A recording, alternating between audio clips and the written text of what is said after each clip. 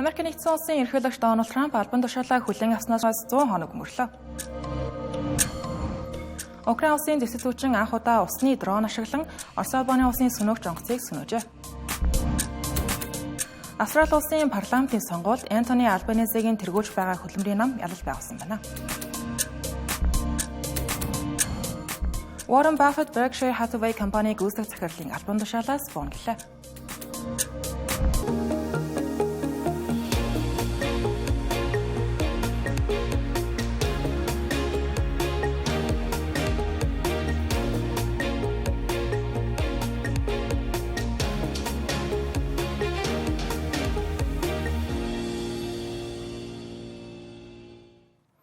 Америкийн нэгдсэн улсын ерөнхийлөгч Дональд Трампын 2 дахь бүрэн эрхийн эхний 100 дахь хоног өнгөрсөн 7 хоногт тохиолоо.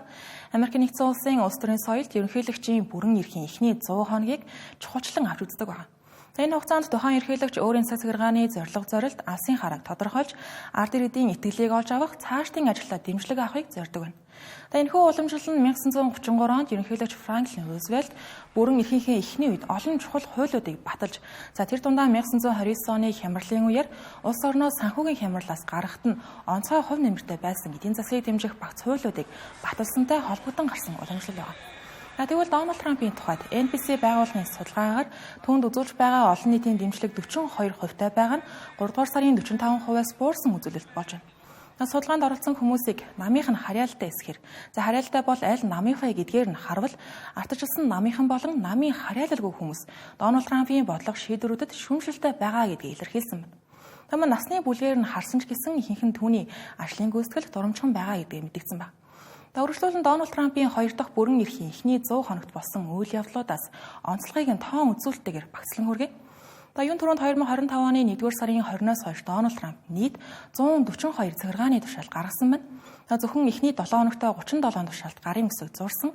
3-р сард 100 дахь тушаалаа гаргаж, Рузвельтийн 100 хоногт гаргасан 99 тушаалын дээд амжилтыг давсан байгаа юм. Тэр тушаалын ихэнх нь төрийн байгууллагыг хувьж баасгах, гадаад бодлого, батлан хамгаалах, цагаачлал, эрчим хүч, байгалийн нөөц, тариф зэрэг салбарт чиглэсэн байна. Гэхдээ түүний гаргасан зарим тушаалууд шүүхээс түр хоригууд тавиад байгаа гэдгийг дуртхан зүйтэй. Хоёрдугаарт Дональд Трамп өмнөх ерөнхийлөгч Жо Байдены үед гарсан 100 гаруй тушаалыг цуцлсан байна. Тэрээр эхний өдрөөр Жо Байдены 78 захиргааны тушаалыг хүчингүй болгосон байна. Үүнд нь уур амьсгалын өөрчлөлт, цар тахал, нийгмийн олон талт байдал зэрэгтэй холбоотой тушаалууд багтсан байна. 4-р сарын байдлаар Дональд Трамп нийт 111 тушаалыг цуцлсан байна. Үүний 106 нь Жо Байдены үеих байна. 3-дугаарт Дональд Трамп нийт 5 хуульд гарын өсөг зурсан байна. Хууль баталгаа нь ерөнхийлөгчийн ажлын урт хугацааны нөлөөг харуулдаг чухал үзүүлэлт байна. Гэсэн хэдиж Дональд Трамп ердөө 5 хуульд гарын өсөг зурсан байгаа нь тун чамлууштай үзүүлэлт гэж хэлж болно. 2017 онд анхны бүрэн эрхийнхээ хугацаанд Дональд Трамп 28 хуулийг баталж байсан юм. Энэ удаа түүний эхний 100 хоногт баталсан гол хууль нь цагаачлалын бодлогыг чангатах тухай хууль байсан ба. Бус нь төсөвтэй холбоотой Жо Байдены үед батлагдсан дүрм журмыг туслах агуулгатай хуулиуд байсан байна. Дараагийн онцлог үзүүлэлт байгаа нь Дональд Трампын захиргааны хийж байгаа үйл хөдлөл хууль эргэцсэн хувьд саад бэрхшээлүүдэд тулгарч байгаа тухай. Тодорхойлбол Just Security-гийн тооцоолсноор Дональд Трампын цаг захиргааныхантай холбоотой өнгөрсөн 100 хоногийн хугацаанд нийт 210 маргаан бүртгэгдсэн байна. Тэр дундаа түүний засаг захиргааны цагаачлал болон төрийн албыг цомогдох тухай санаачлагууд голчлон шүүмжлэл маргаан дагуулсан байна. Дональд Трамп нь кампанит ажлынхаа үед хууль бус цагаачлалын эсрэг чанга хатуу бодлого баримтлана гэдгийг удаадаараа мэдэгдэж замун хууль бус цагаачлалыг бууруулахын амлаж байсан. Энэ тухайд Америкийн нэгдсэн улс болон Мексикийн хилээр нэвтэрсэн цагаачлалын тоо өнгөрсөн 3 дугаар сарын байдлаар 7180 болж түүхэн доод хэмжээндээ хүрсэн байна. Өмнөх 4 жилийн хугацаанд 1 сард хилээр нэвтэрсэн цагаачлалын дундаж хэмжээ 150 мянга байсантай харьцуулахад эрс буурсан байгаа нь харагдана. Хууль бус цагаачлалын тоо буурах хандлага ажиглагдаж байгаа нь Дональд Трампын засаг захиргааны үед сайн мэдээж гэлээ эдийн засагтай холбоотой асуудлууд байсаар байгаа. Тухайлбал Дональд Трамп ажиллаж эхэлсэн даруйда инфляцийн өсөлтийг зогсооно гэж амлаж байсан ч түүний санаачилсан гаалийн тарифын нэмэгдлийн улмаас инфляц хурдтай өсөх талаар эдийн засагт анхааруулж байгаа. Холбооны нөөцийн сангийнханчдаар инфляц өсөх магадлал өндөр байгаа тул яаран бодлогын хөг бууруулахгүй гэсэн байр суурьнд бат зогсож байна. Гаалийн тарифыг огцон нэмэх тухай Дональд Трампын шийдвэр нь түүнийг албан тушаалдаа томилогдсноос хойш олон нийтийг хамгийн их зочроосон шийдвэр гэхэд хэлсдэггүй. Тэр өнгөрсөн сараас эхлэн худалдаа 8 эрхэлдэг бүх улсдаа 10% суур гаалийн тариф тогтоосон. Солонгос, Япон, Вьетнам зэрэг 60 орчим улсад 50 хүртэлх хувийн тусгай өндөр тариф ногдуулсан байна. Гэхдээ уг тусгай өндөр тарифыг 90 хоногийн хугацаанд төр хугацаанд хойшлуулсан ч гэлээ Хятад улсад ногдуулсан 145% галийн тарифа хойшлуулаагүй хэвээр нь байлгаж байгаа. Эдийн засагчид тарифын дарамтыг эцсийн бүлэгт хэрэглэгчид үүрдэгэ гэдэгт санал нэгддэг. Тэгвэл Yale Budget Lab судалгааны байгууллагын мэдээлснээр Америкийн нэгдсэн улсын хэрэглэгчид дунджаар 28% галийн татвар бүхий импортын бүтээгдэхүүн худалдан авч байгаа юм. Энэ нөрөө 1901 оноос хойш хамгийн өндөр үзүүлэлт болж байгаа. Энэхүү Дональд Трампын ажлын эхний 100 хоног алдаа оноотой онцлог үйл явдлууд дүүрэн болж өнгөрлөө. Украин улсын зэвсэгчийн анх удаа усан дрон ашиглан Орос улбаны улсын сөнөөгч онгоцыг устгасан гэдгээ мэдэгдлээ. Украины батлан хамгаалахаас мэдээлснээр Украин Magora V5 гэх нэртэй дроныг ашиглан Орос улбаны улсын Su-30 нэртэй сөнөөгч онгоцыг хар тэнгис унагсан байна. Энэ дэлхийн түүхэнд усан дроноор байлдааны сөнөөгч онгоцыг устгасан анхны тохиолдол болж байгаа юм. Усан дрон гэдэг нь өөрөө усан дээр хөвч зорилттой байг устгах, тандах, мэдээлэл цуглуулах үүрэгтэй алсаас удирдаг автомат төхөөрөмж. Украины ашигласан гэж байгаа Magora V5 загварыг Украины цэрэг инженерүүд хамтран зохион бүтээсэн ба тэдгээрийг Америкийн нэгдсэн улсын Starlink холбоогоор алсаас удирддаг юм байна. Америкийн нэгдсэн улсын зүгээс Украины агаарын товтлогооноос хамгаалах чадварыг бэхжүүлэх зорилгоор шинэ агаарын товтлогооноос хамгаалах систем болон зэвсэг илгээхээр төлөвлөж байгаа юм. Ерөнхийлөгч Дональд Трамп Украины эрх баригчдтай ашигт малтамлын гэрээ байгуулсныхаа дараа энэхүү шийдвэрийг гаргаж байгаа. Албаны хүмүүсийн мэдээлснээр Израиль улсад байгаа Америкийн нэгдсэн улсын Patriot системийг засварласны дараа Украин улс руу шилжүүлнэ. Герман эсвэл Грекээс хоёр дахь системийг шилжүүлж магадгүй гэж албаны дөрвөн их сурвалж New York Times агентлагт мэдээлсэн юм. Гэхдээ цагаан урдын үндэсний аюулгүй байдлын зөвлөлийн зүгээс нарийн тодорхой мэдээлэл цааш өгөхөөс татгалзсан байна. Өнгөрсөн жил ерөнхийлөгч Володимир Зеленский хамгийн багадаа 7 Patriot систем нийлүүлэхийг Америкийн нэгдсэн улсаас хүсэж байсан.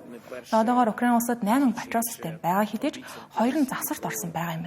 Эдгээр үйл явдлуудтай зэрэгцэн Москвагийн зүгээс ерөнхийлөгч Владимир Путин цөмийн зэвсэг хэрэглэх шаардлага одоогоор гарахгүй гэж найдаж байгаа гэдэг юм хэлсэн байна. Гэхдээ тэрээр Орос улсад 3 жил үргэлжилж байгаа дайныг өөрсдийн талд нааштай байдлаар дуусгахад шаарддаг нөөц бололцоо, арга хэрэгсэл бүгд байгаа гэдгийг хэлсэн байна. Энэхүү ярилцлаганд түүний засаглалын 25 жилийн ойд зориулсан баримтад нэвтрүүлэгт багтсан байна. Гац зогсоох хэлэлцээрийн тухайд Владимир Путин Киев болон Вашингтоны санал болгосон 30 өдрийн гац зогсоох саналыг бол няцаасан. Гэхдээ тэрээр энэ 7 хоногт дэлхийн 2 дугаар дайнд зөвлөлт холбоот улс нацист Германыг ялсны 80 жилийн ой буюу ялалтын баярын өдрийг тохиолдуулан 5 дугаар сарын 8-наас 10-нд 3 өдрийн турш гац зогсоох санал гаргасан байна. 2022 оныг хүртэл ялалтын баярыг улс орнууд өргөн дэлгэр тэмдэглэж дайнд амар утсан хүмүүст хүндэтгэл үүсээр ирсэн. Гэсэн хэдий ч Орос Украины дайн эхэлснээс хойш уг баярын цар хүрээ ихээхэн хомигдоод байгаа. Ялалтын баярын өдрөөр гал зогсоох тухай Владимир Путин энэхүү саналыг Украины талаас хүлээн авах хэсэг нь одоо тодорхойгүй байна. Украин улсын ерөнхийлөгч Володимир Зеленский өнөөдөр Чех улсад төрийн айшлал хийж байгаа. Энэ үеэрээ тэрээр Орос улбаны улсын гал зогсоох санаачлагуудыг төдийлөн итгэл үнэмшилтэй хүлээн авч чадахгүй байгаа гэдгийг хэлсэн байна. Гэхдээ Оросын зүгээс гал зогсоох амлалт олон удаа өгч байсан ч гэлээ үргэлж хэлэлцээр зөрчигдсөөр ирсэн гэдгийг хэлсэн байна. Оросын товтлогоо халдлага сүүлийн саруудад огцом нэмэгдсэнийг дурдж зөвхөн бям гаргалт гэхэд 200 гаруй удаагийн товтлогоо хийсэн гэж цэргийн тайлан гэж татан мэдээлсэн байна. Энэхүү талууд хэлэлцээр төрж чадахгүй санал зөрөлдөөнтэй хിവэр байгаатай холбогдуулан хоёр улсын хооронд мөргөлдөө намжих шинжгүй байна. Украин улсын агаарын цэргийн хүчний мэдээлж байгаагаар Орос өнгөрсөн шөнө 2 баллистик буужин нийт 165 дроныг хөөргсөн гэлээ. Үүнээс 69-ыг нь сөнөөж 80-ыг нь агаарын зэд саатуулсан байна. Өнгөрсөн шөнө Оросын агаарын товтлогооноос болж Сумид 2 хүн амиа алдаж, Киевт 11 хүн шархсан байна. Нөгөө талд Оросын батлан хамгаалах яам агаарын товтлогооноос хамгаалах систем нь Украины 13 дроныг устгасан гэлээ. Орос улбаны улсын Брянск мужийн захирагчийн мэдээлж байгаагаар Украины зэвсэг түвшин тус мужийн цахилгаан төхөөрөмжийн үйлдвэрт зохиолдож өгч захин хэсгийг нь устгасан байна. Азар хүн бэртэж гэмсэн амиргдсан тохиолдол гараг байна. Америкийн нэгдсэн улсын ерөнхийлөгч Дональд Трампын чанга хатуу тариф цагаачлалын бодлого зэргийн улмаас сүүлийн үед Америкийн нэгдсэн улсын холбоотон орнуудад Дональд Трампын эсрэг байр суурьтай улс төрчид сонгуульд ялах хандлага ажиглаж байна. Тухайлбал Австрали улсын парламентын сонгуулийн дүн өнөөдөр гарч байгаа. Урьдчилсан дүнгээр сонгуульд Дональд Трампыг шүүмжлэгчдийн нэг болох ерөнхий сайд Антони Албанезигийн удирдах байгаа хөдөлмөрийн намд хэрэгжүүлж байна. Үүний өмнө Канада улсын сонгуульд мөн адил Америкийн нэгдсэн улсын эсрэг улсынхаа ашиг сонирхлыг хамгаалахын тулд байгаа бүхнээ зориулна гэдэг хэлж байсан Марк Карнигийн удирдах либерал ном ялалт байгуулсан байна. Австрали улсын энэ удаагийн парламентын сонгуулийн тухайд ялагч нь хэн байсан бэ гэхээс илүүтэй хэдийн хэмжээний зөрүүтэйгээр ялалт байгуулж байгаа нь олон хүний гайхшруулсан үйл явдал. Тодорхойлбол сонгуульд хөдөлмөрийн нам 2 дахь удаага ялалт байгуулчихлаа гэхэд хэлцгээргүй. Гэхдээ 150 суудалтай парламентын доод танхимд Хөдөлмөрийн нам одоогийн байдлаар 85 суудлыг авсан байна. Энэ үнэмлэхүй олонхоо гэж үзэхэд хангалттай хэмжээ байна. Хөдөлмөрийн намын араас либерал эсвэл одоогийн байдлаар ердөө 40 суудалтай, бие даагчнаар 11 суудалтай байна. Хөдөлмөрийн нам нь төвийн зүүнний үзэл баримталтай нам. Энэ оны ихээр энэхүү нам урьдчилсан санал асуулгуудад хойгоор бичигдэж байсан ч гэлээ сонгуулийн бодит дүнгээр ийхүү үнэмлэхүй ялалт байгуулсан байна. Энэ Америкийн нэгдсэн улсын ерөнхийлөгчөөр Дональд Трамп 2 дахь удаага сонгогдож, олон улсын санхүү, эдийн засгийн нөхцөл байдал тодорхойгүй байдал үүсгэж байгаатай холбоотой. Учир нь Антони Албанисигийн нам гол өрсөлдөгч нь болох Питер Татоны намыг ялсан явдал нь өнгөрсөн 7 хоногт Канадын холбооны сонгуулийн үр дүнтэй тун адилхан байна. Тодорхойлбол Канада улсад Дональд Трампын хүчтэй шүүмжлэгчдийн нэг болох Марк Карнегийн удирддаг либерал нам урьдчилсан санал асуулгуудаар уналтай байсан ч гэлээ Дональд Трампын тарифын чангатуу бодлого замун Канада улсыг Америкийн нэгдсэн улсын мууч болгоно гэх мэдээлэлүүд гарч ирсний дараа нэр хүнд нь огцон өсөж улмаар сонгуульд ялалт байгуулж чадсан. Марк Карнегийн хувьд Дональд Трампын цацаргааны эсрэг байр суурьтай гэдгийг кампанид ажиллахаа үеэр нээлттэй илэрхийлж хариу арга хэмжээг дөрвтэй авах амлаж байсан. Австрали улс нь Канада улс шиг тусгаар тогтнол аюулгүй байдлын асуудлуудтай шууд тулгараагүй ч гэлээ ижил төстэй сонгуулийн үр дүн нь Америкийн нэгдсэн улсын ерөнхийлөгчийн нөлөө хуучин холбоотон улсуудын дотоод улс төрд хэрхэн нөлөөлж байгааг харуулж байгаа юм. Антони Албанисигийн хамгийн хүчтэй өрсөлдөгчөө гэж байсан Питер Татоны хувьд тэрээр Дональд Трампын бодлого шийдвэрүүдийг дэмжсэн хүн аястай байсан нь ийхүү ялагдахад нь хүргэсэн байна. Харин Антони Албанисигийн хувьд Маккарнитэй адил Дональд Трампыг илтэд хурц шүүмжилдэг гэж гэлээ. Тарифын чангатуу бодлогыг нь эсэргүүцэж улсынхаа ашиг сонирхлыг хамгаалахын тулд шаардлагатай бол хариу арга хэмжээг авахаас хойш суухгүй гэсэн байр суурьтай. Энэ удаагийн Австрали улсын сонгуулиас өөр нэгэн онцлог зүйл байгаа нь шинжээчид Австрали улсад улс төрийн доктортой шинэ үе эхэлж байна гэж үзэж байгаа тухайд. Учир нь Албанисэ Австрали улсын сүүлийн 20 жил дахин сонгогдсон анхны ерөнхий сайд болж байгаа. Албан тушаалд хүн удаан тогтохгүй байгаагаас болж 2000 оноос хойш Австрали улсын улс төр докторгүй байдал газар аваад байсан. Тухайлбал сүүлийн 18 жилийн хугацаанд Австралид 6 өөр ерөнхий сайд ажилласан байна. Өөрөөр хэлбэл аль ч нам улиран сонгогдож байгаагүй гэсэн үг. Гэвч энэ удаагийн ялалт парламент дахь үнэмлэхий олонхын тусламжтайгаар Албанисэ дахин 3 жил ирэх барих боломжтой болж байна. Дараагийн онцлог мэдээ. Өнгөрсөн 7 хоногт санхүү хөрөнгийн зах зээлийн шинжээчдийн чиг тавин хүлээдэг Berkshire Hathaway компани хөрөнгө оруулагчдын жил тутмын хурал болж өнгөрлөө. Энэ үеэр компаниг гүйцэтгэх захирлаар олон 10 жил ажилласан Warren Buffett энэ оны эцэс тэтгэвртэй гарч өөрөлт ажлаа Greg Abel-д шилжүүлэхээ зарласан байна. Berkshire Hathaway компаниг гүйцэтгэх захирал Warren Buffett компанийхаа жил тутмын хурал дээр огцрох болсон талаараа мэдээллээ. Өдгөө 94 настай тэрээр олон жилийн турш энэхүү компаниг удирдах, уналтанд орсон хэмнэлийн үйлдвэрээс 1.1 их найд $1 үнэлгээтэй хөрөнгө оруулалтын авраг компаниг үүсгэсэн юм а. Энэхүү замал нь түүнийг дэлхийн хамгийн амжилттай хөрөнгө оруулагчдын нэг болгосон гэж хэлж болно. Тэрээр Tesla хамт сууж байсан Greg Abel албан тушаалаа шилжүүлж байгаа гэдгийг шууд мэдгдсэн нь олон хүний хувьд гинтийн үйл явдал байлаа. Warren Buffett Abel-ийг 4 жилийн өмнө залхамжлагчаараа сонгосон хэдий ч тухайн үед тэтгэврт гарах тухай огт дуртаагүй байсан юм. Түүний энэхүү шийдвэрийг зөвхөн 2 хүүхэд нь болох Howard болон Susie Buffett нар урьдчилан мэдэж байжээ. Хурлын үеэр тэрээр мөн өөрийн хувьцааг зарах төлөвлөгөө огтхонч байхгүй гэдгээ тодруулсан байна. Харин үүний оронд цаашдаа нөхцөл байдлаас хамааран хувьцаагаа хандивлаж магадгүй гэсэн байна. Энэ нь Warren Buffett-ийн олон жилийн турш хийж ирсэн буйны ажлын нэг хэсэг юм. Тэрээр өнгөрсөн хугацаанд олон тэрбум $1 хөрөнгөө сайн өсөд хандилж байжээ. Apple компаниг гүйцэтгэх захирал Tim Cook тэргүүтээ бизнесийн олон удирдагч нар Warren Buffett-ийн бизнесийн өвийг магтан сайшааж түүний нөлөө олон хүнд урам зориг өгсөн гэдгийг онцолж байна. Cook мэдээлэлдээ Warren Buffett-ийг дэлхийд давтдагшгүй хөрөнгө оруулагч гэж нэрлэж компани удирдлага найдвартай хүнд шилжиж байгааг онцлон хэлсэн байна. Berkshire Hathaway өнөөдрийн байдлаар 60 гаруй компаниг эзэмшиж байна. Үүнд Jayco даатгалын компани, Duracell батарей үйлдвэрлэгч, Dairy Queen сүлжээ ресторанууд багтаж байгаа. Мөн Apple, Coca-Cola, Bank of America, American Express зэрэг олон улсын корпорациудад томоохон хувьцаа эзэмшиж байна. Warren Buffett анх 6 настайдаа ажил хийж эхлэн 11 настайдаа анхны хувьцаагаа худалдан авч 13 настайдаа анхны татварын тайлангаа гаргаж байжээ. Өнөөдөр тэрээр дэлхийн хамгийн чинэлэг хүмүүсийн нэг ба Bloomberg-ийн тооцоогоор $154 тэрбум хөрөнгөтэйгээр дэлхийн хамгийн хөрөнгөтэй хүмүүсийн жигсаалтын 4-т жигсэж байна. Дашин дуртад Warren Buffett өнгөрсөн 7 хоногийн хурал дээр Америкийн нэгдсэн улсын ерөнхийлөгч асан Дональд Трампын худалдааны тарифын бодлогыг шүүмжлээд амжсан байна. Тэрээр Америкийн нэгдсэн улс олон улсын худалдаа эдийн засгийн харилцаагаа чангатвал алдаа болно гэж үзэж байгаагаа хэлжээ.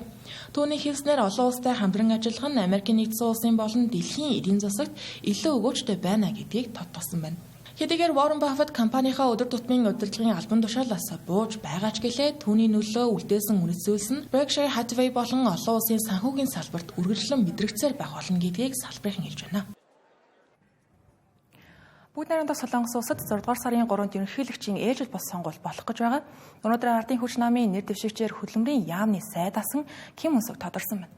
За үндсэн хуулийн цэцэн шийдвэрээр албан тушаалаас огцорсон Секёлийн намаас хэн нэр дэвших вэ гэдэг нь яхааргүй олонний анхаарлын төвд байсан.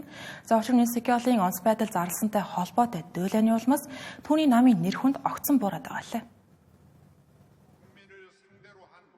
Энэ удаагийн бүгд найрамдах Солонгос улсын ерөнхийлөгчийн ээлжид бус сонгуул нь ерөнхийлөгч асан энэ Секёлыг дайны үеийн онц байдлын тэглэмийг хууль бусаар хэрэгжүүлэх гэж оролдсон үндэслэлээр огцруулсны дараа зарлагдаж байна. Удтал хүлээлгэсний эцэст энэ Секёлийн нам болох ардын хүч намын нэр дэвшигчээр өдгөө 73 настай Ким Ун Сук тодорсон байна. Тэрээр оюутан байхдаа хөдөлмөрчдийн эрхийн төлөө тэмцэж байсан ч хожим барууны хатуу чиг шугамтай улс төрч болсон юм а. Мөн Секёлийн засгийн үед хөдөлмөрийн сайдаар ажиллаж байсан. Сонгогдвол бизнес дээлтэй бодлого хэрэгжүүлж шинжлэх ухаан инновацийн салбарт урамшуулал олгохоо амласан байна. Ким Ун Сук намынхаа хурал дээр хэлэхдээ Өмнөд Солонгостой холбоотой асуудлуудаар хатуу байр суурь баримталж, инновац шинжлэх ухаанд суурилсан бодлого хэрэгжүүлэх, залуу ажилчид болон нийгмийн эмзэг бүлгийн иргэдэд дэмжлэг үзүүлэх зорилт тавьж байгаа гэдгээ илэрхийлжээ. Гэхдээ тэрээр нам нь иргэдийн итгэлийг дахин олж авахын тулд шинжлэгдэж байгаа гэдгээ нотлох шаардлагатай байгааг хүлээн зөвшөөрсөн байна. Учир нь ерөнхийлөгч асан Секёлийн цэргийн хууль тогтоох оролдлогоос үүдэн олон нийтийн дунд ардын хүч намыг чиглэсэн дургуутсал бухимдал огцом ихсээд байгаа лээ. Ким Ун Сугийн хувьд Секёлыг огцруулах үндэслэл байгаагүй гэж үздэг нам доторх цөөхөн нэг хിവэрэ байна. Одоогийн байдлаар ардчилсан намын нэр дэвшигч Ли Жэмён санал асуулгуудыг 50 орчим хувийн дэмжлэгтэйгээр тэргүүлж байгаа бол Ким Ун Сугийн дэмжлэг 13% хүрчээ. Гэсэн хэдий энэ 7 хоногт шүүхийн шийдвэр сонгуулийн уур амьсгалыг өөрчилж магадгүй байна. Тодорхойлбол дээд шүүхээс Ли Жэмёны өмнөх сонгуультай холбоотой хууль зөрчсөн эсэх асуудлыг дахин авч үзэхээр давж заалах шатны шүүх рүү буцааснаар түүний нэр дэвших хэрэг тодорхойгүй болоод байгаа юм.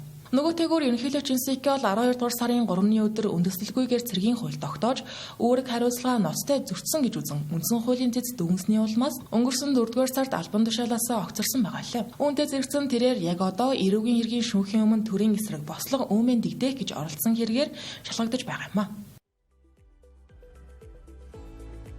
Тэгэхээр телевизийн гадаад мэдээний хөтөлбөр хөргөлжөж байгаа хөтөлбөрийн хэсэгт би зарим мэдээллийг товчоор хөндлөнө. Йемен улсад төвтэй Иран улсын дэмжлэгтэй хуутажуудын бүлэглэл Израиль улсын Бен Гурион нисэх буудлын ойролцоо пуужин харуулжээ. Энэ хаалдлагаар нийт 6 хүн гэмтэж бэрцсэн байна. Израиль улсын ерөнхий сайд Беньямин Нетаньяху зохих хариу арга хэмжээг яаралтай авахаа мэдээллээ. Ингэхдээ тэрээр сошиал байрлуулсан бичлэгтээ хуутажуудын бүлэглэлийг онилсон хаалдлагуудаа эрчимжүүлнэ гэдгийг хэлсэн байна. 2023 оны 10 дугаар сард Израиль улс болон Хамас бүлэглэлийн хооронд үүссэн мөргөлдөөнөөс хойш ийхүү Иран улсын дэмжлэгтэй бүлэглэлүүд болон Израиль улсын хоорондох харилцаа огцом хурцдаж байна.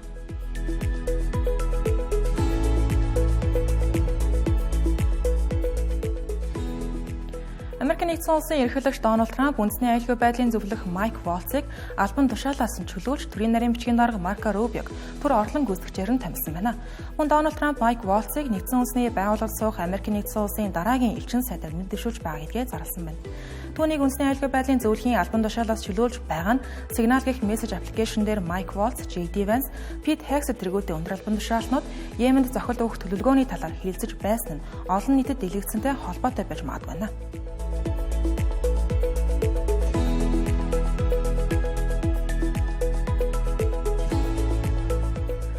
Ромын католик сүмийн дараагийн удирдагчийг сонгох санал хураалт 5 дугаар сарын 7-ны өдөр болох гэж байна. Санал хураалт Ватиканы Систиний сүмд хаалтаа явуудах юм. Санал хураалтын өмнө бүх кардиналууд тусгай хуралд оролцож дараагийн Папа ламыг хэрхэн сонгох, ямар шалгуур тавихаа хэлэлцэх ёстой. Сонгуулийн эрэхтэй 135 кардинал 80 наснаас доош насныхан байх ёстой ч бусад ахмад кардиналууд хуралд оролцож болно. Одоогийн байдлаар нийт дэвшигчдийн нэрс ил тод бус байгаа ч гэлээ ажиллагч нар Антонио Цагля, Педро Паролин, Питер Котбо зэрэг кардиналуудыг боломжит нэр дэвшигчид гэж үзэж байна.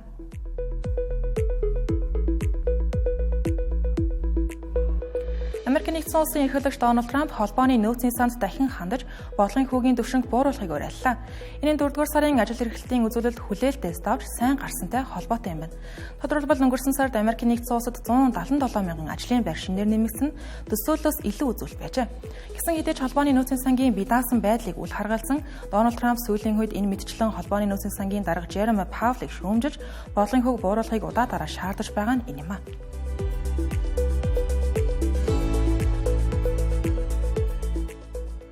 Тэнгэр телевизийн гадаад мэдээний хөтөлбөр та бүхэнд хүрэлээ. Анхаарлаа хандуулсан явдал баярлалаа.